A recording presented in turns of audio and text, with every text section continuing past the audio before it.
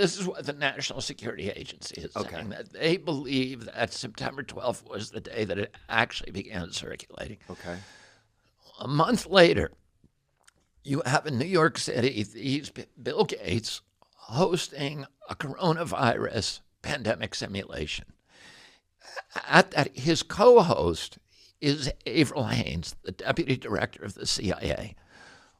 What is the CIA doing at a public health forum? They don't do public health. They do coup d'etat. Now Avril Haines is the top spy in America. Wow. She is the one who hid the torture tapes from Abu Ghraib, during that CIA scandal. So that she now is the head of the National Security Agency, the top spy in the country. She's also in charge of the coronavirus response. At the simulation, you have Avril Haines, you have people from all the social media companies, you have people from the pharmaceutical companies, mainly Johnson & Johnson, the biggest one.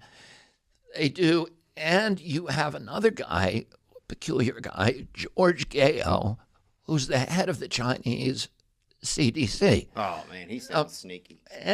So George Gao must have known that this was circulating at that point. By the way, any of your listeners who does not believe what I'm saying can go and look up Event 201. It's still on YouTube. And this was before the pandemic? It was after it started circulating, but none of us knew about it until January. So this is after the NSA had said that this had occurred. The NSA now says, looking back, this is when it occurs. And at that time, they didn't know. So then there was a get-together. The world did not know until around January 3rd. So then there was a big get-together of some... So then they're all together planning, here's how we're going to handle a coronavirus pandemic if it happens.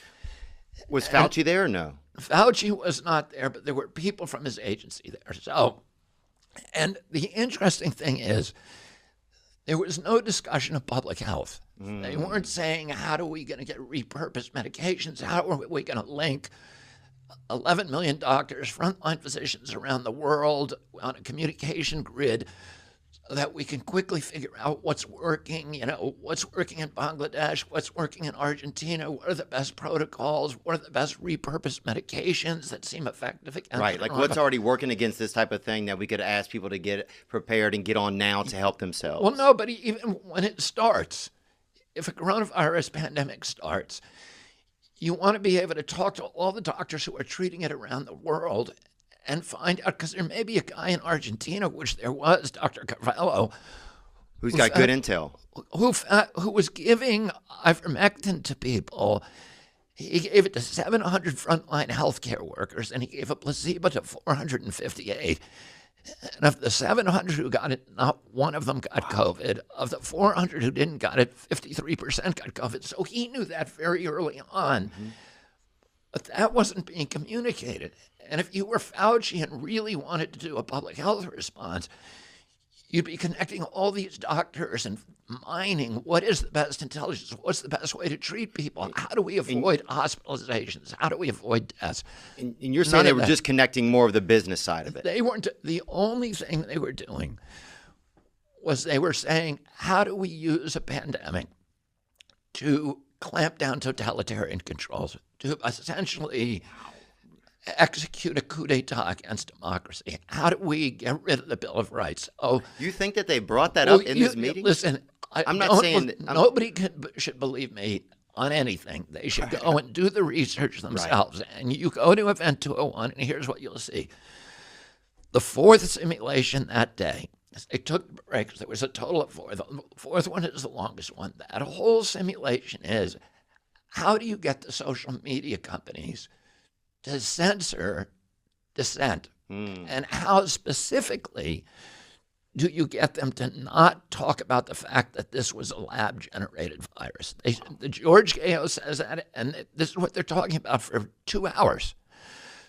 This is in October. What was their fear, that if people thought it was a lab-generated virus?